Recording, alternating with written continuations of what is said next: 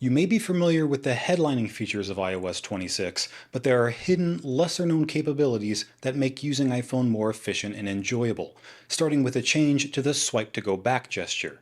Previously, this was only triggered if you swiped from the edge of the screen. Now you can begin the swipe from the middle, although this won't work in certain situations like inside the mail inbox, since there's already an action associated with that gesture. There's a faster way to enter tab view in Safari. Typically, you might tap these three dots and then tap all tabs to get here, but now you can just swipe up from the address bar, or double tap the three-dot button, which are both faster methods to accessing tabs than before. You can also quickly duplicate tabs by long pressing and selecting duplicate. And by tapping this three-dot button, you can arrange tabs alphabetically by title or by website, which can make them easier to skim through. Left swipe on missed calls to reveal a new callback reminder button. This menu may look familiar because it's the same one you'll see when receiving a call and you tap the Remind Me button. There are two new options when choosing a color for tinted home screen icons. First, there's a button to match the color to your phone. Second, there's a button to match the color to your case, although this only works with Apple cases. Additional credit card details can be stored in the Wallet app. Previously, any debit or credit cards added to Wallet would only show the last four numbers. That meant if you were buying something online that didn't take Apple Pay, you'd have to find your physical card and type out the full number, expiration date, and security code. In iOS 26, you can now enter those details in the Wallet app to save for later. Just tap the card number button at the top, then Face ID will authenticate, and you'll see a new option that says Add Physical Card Information. Here you can enter those details and then access them later on from your phone instead of needing your physical card. You can also manually change the category of specific transactions. Previously, Apple would automatically assign a category, but it wasn't always accurate. So now if it is categorized incorrectly, you can change it for just that transaction or for multiple transactions from that merchant.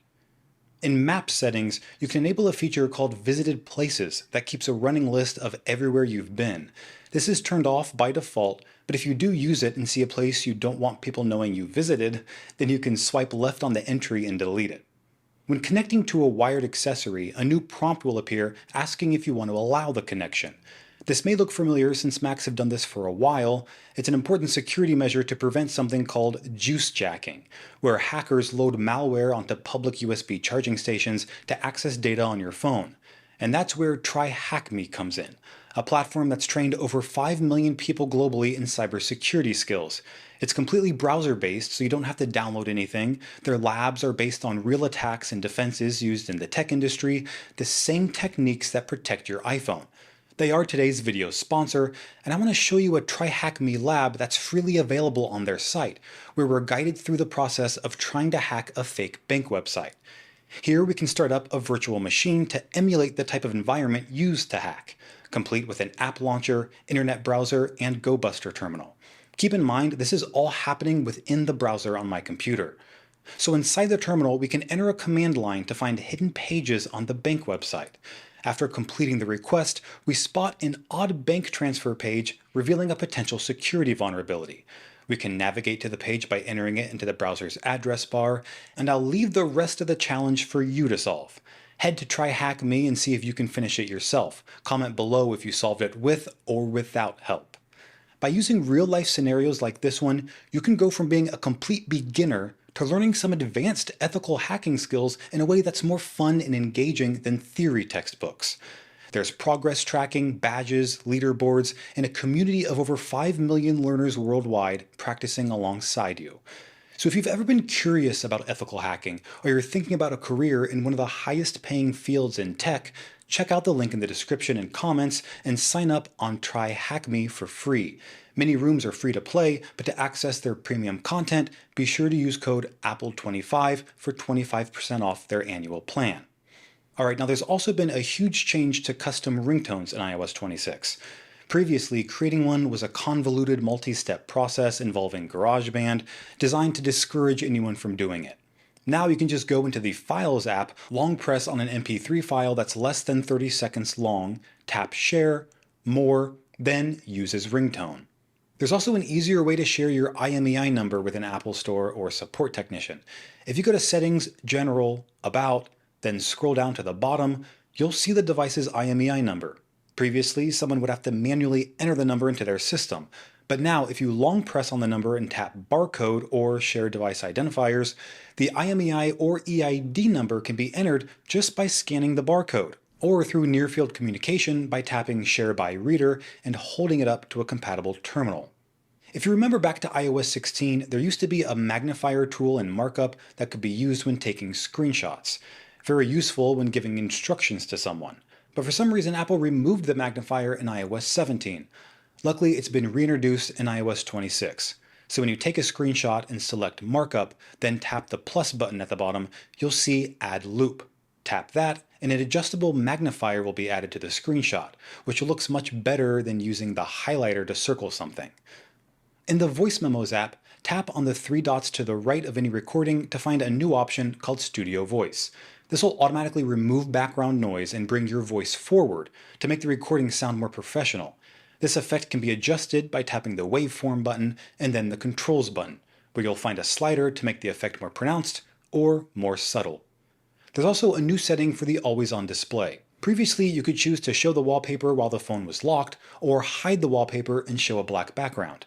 But now there's an option to blur your wallpaper photo, so you can still enjoy some privacy while retaining the phone's color aesthetic. In Messages, there's now a visual indicator next to the contacts you've blocked, and when you enter the message thread of a blocked contact, you'll see the text box is gone completely, and it won't reappear until the contact is unblocked. To see everyone you've blocked, just go to Settings, Privacy and Security, and tap the new Blocked Contacts button. This organizes everyone you've ever blocked into one area, so it's easy to remember who's able to contact you and who isn't. There's also a new option to add a new contact you'd like to block right at the top.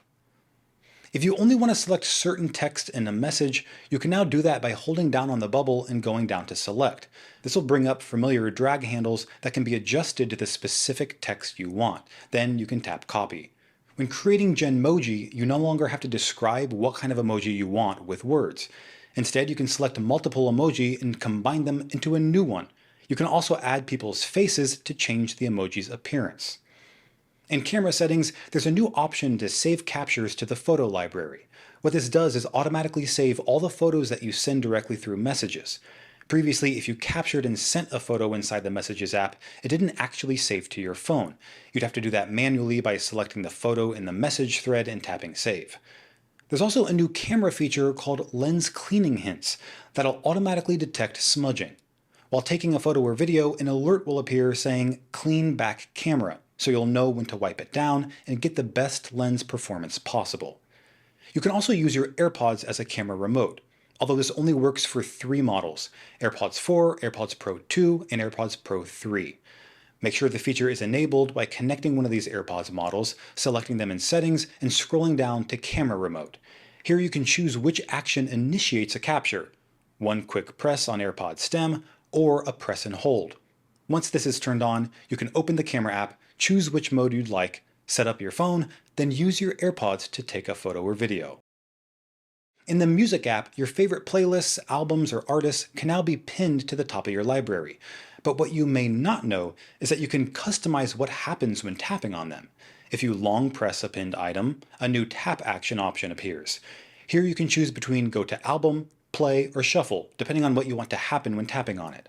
This means each pinned item can have a different tap action, and an icon will actually appear next to the name if you choose play or shuffle, so it's easy to know what behavior to expect when selecting it.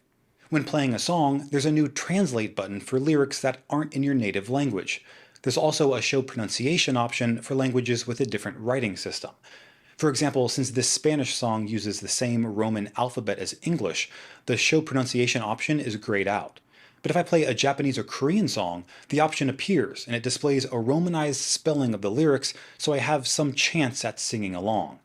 It's possible to show both the translation and pronunciation at the same time, and I can customize which of them is larger by going to Music Settings, scrolling down to the Lyrics section, and tapping Larger Text, where I can choose between larger lyrics or larger pronunciation if both of them are on at the same time. You can also enjoy full-screen album art on the lock screen by tapping the album image. If you want to minimize it, just tap it again.